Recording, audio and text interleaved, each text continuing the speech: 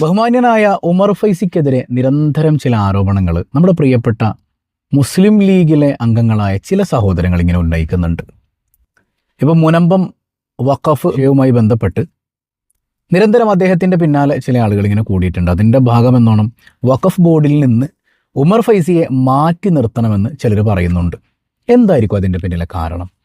അപ്പം ഞാനൊരു എറണാകുളത്തുകാരനാണ്. വഖഫ് സംരക്ഷണ സമിതിയുമായി ബന്ധപ്പെട്ട് പ്രവർത്തിക്കുന്ന ഒരാളാണ്.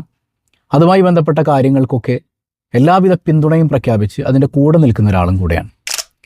അപ്പോൾ നമ്മളിതിൻ്റെ പ്രവർത്തനം ഇങ്ങനെ നോക്കിക്കാണുമ്പോൾ പത്ര സമ്മേളനങ്ങളിലാവട്ടെ, അതുമായി ബന്ധപ്പെട്ട പ്രവർത്തന മേഖലകളിലാകട്ടെ, എല്ലായിടത്തും തൻ്റെ വ്യക്തിമുദ്ര പതിപ്പിച്ചൊരു പണ്ഡിതനാണ് ബഹുമാന്യനായ ഉമർ ഫൈസി എന്ന് പറയുന്നത്. കേവലം വഖഫ് ബോർഡിൽ വന്നതിന് ശേഷം ആ ഒരു തൻ പ്രമാണിത്വം കാണിച്ച് താൻ വഖഫ് ബോർഡ് അംഗമാണ് എന്ന് കാണിക്കാൻ വേണ്ടിയിട്ട് എന്തെങ്കിലുമൊക്കെ ചെയ്യുന്ന ഒരാളാണെന്ന് എനിക്ക് തോന്നിയിട്ടില്ല. അപ്പം അദ്ദേഹം പറയുന്നൊരു കാര്യമുണ്ട്, മുനമ്പം ഭൂമി, ആ വിവാദ ഭൂമി വഖഫ് ഭൂമി തന്നെയാണ്. അത് വഖഫ് ചെയ്യപ്പെട്ട ഭൂമിയാണ്. വഖഫ് ചെയ്യപ്പെട്ടാൽ പിന്നെ അത് അള്ളാൻ്റെ ഭൂമിയാണ്. നമുക്കതിൽ ആർക്കും അവകാശമില്ലല്ലോ, അള്ളാൻ്റെതല്ലേ. അപ്പം അതുകൊണ്ട് തന്നെ വഖഫ് ഭൂമി എന്ന നിലക്ക് ആ വിഷയത്തെ കൃത്യമായി മുൻപോട്ട് കൊണ്ടുപോവുകയും വഖഫായി തന്നെ തിരിച്ചു പിടിക്കുകയും ചെയ്യണമെന്ന് പറയുന്നൊരു പണ്ഡിതനാണ് അദ്ദേഹം. അപ്പോൾ എന്തുകൊണ്ടാണ് ലീഗുകാർ അദ്ദേഹത്തെ ഭയങ്കരമായിട്ട് ഇങ്ങനെ പിന്തുടർന്ന് അദ്ദേഹത്തെ മാറ്റണമെന്ന് ആവശ്യപ്പെടുന്നത്? എല്ലാ ലീഗുകാരും അല്ല കേട്ടോ, ചിലരെ.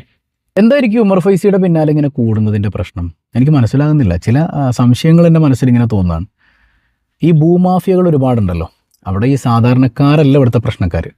ആ മുനമ്പം വഖഫ് ഭൂമിയിൽ ഭൂമാഫിയകൾ പലതും പല ഹോട്ടൽസും കിട്ടിയിട്ടുണ്ട്, പലതും കൈയടക്കി വെച്ചിട്ടുണ്ട്. ഇവരെ വല്ലതും തൃപ്തിപ്പെടുത്തേണ്ടതിൻ്റെ ആവശ്യകത ഈ ഗവൺമെൻറ്റിനുണ്ടോ?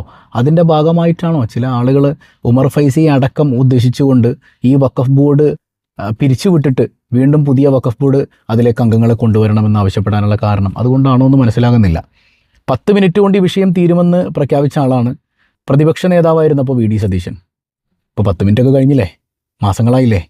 എന്നിട്ടും ഈ മുനമ്പം വഖഫ് ഭൂമി വിഷയത്തിൽ എന്തുകൊണ്ടാണ് ഒരു തീരുമാനം എടുക്കാത്തത്? ഇത് വഖഫാണെന്ന് പ്രഖ്യാപിക്കുന്ന പണ്ഡിതന്മാരെ അവഹേളിക്കാൻ, അവരെ തരം താഴ്ത്താൻ, അവരതിൽ നിന്ന് മാറ്റി നിർത്താൻ എന്തുകൊണ്ടാണ് ഇവർ മുമ്പിൽ നിൽക്കുന്നത്? ശരിക്കും അങ്ങനെയല്ലല്ലോ വേണ്ടത്. ഇതൊരു രാഷ്ട്രീയ വിഷയമല്ലല്ലോ, ഇതൊരു മതകാര്യം കൂടെയാണ്. പരിശുദ്ധ ഇസ്ലാമിൽ അള്ളാഹുവിൻ്റെ പേരിൽ നൽകപ്പെട്ട വഖഫ് ചെയ്യപ്പെട്ടൊരു ഭൂമിയുടെ വിഷയത്തിൽ ഉറച്ചു നിൽക്കുന്ന ഒരു പണ്ഡിതനെ മാറ്റുന്നതിൻ്റെ ആവശ്യകത എന്താണ്? അദ്ദേഹം എന്ത് UDF വിരുദ്ധതയാണ് അവിടെ കാണിച്ചത്? ഈ വിഷയത്തിൽ നിങ്ങൾ കൃത്യമായിട്ട് തീരുമാനം പറയണം. അതൊന്ന് കേൾക്കാൻ ആഗ്രഹമുണ്ട്.